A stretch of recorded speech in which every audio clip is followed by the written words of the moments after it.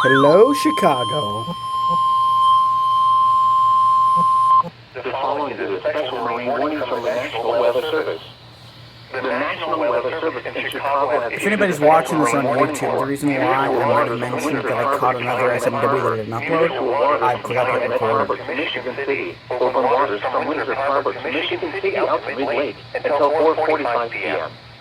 At 3:15 p.m., strong thunderstorms were located along the line extending from near Windsor Harbor to near Little Neck Harbor to Calumet Harbor, moving east at 20 knots.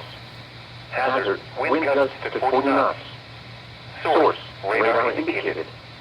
Impact, small craft could be damaged and briefly higher winds and suddenly higher At least waves. we don't have water spouts. Locations impacted include Harris Needle, Little Neck Harbor, 31st Street Harbor, Monroe Harbor, Burns Harbor, Calumet Harbor, Windsor Harbor, Indiana Harbor, Montrose Harbor, Waukegan Harbor, My phone's running out of storage, so it might die in a moment. Move to safe harbor immediately as gusty winds and high waves are expected. I have to delete some shit.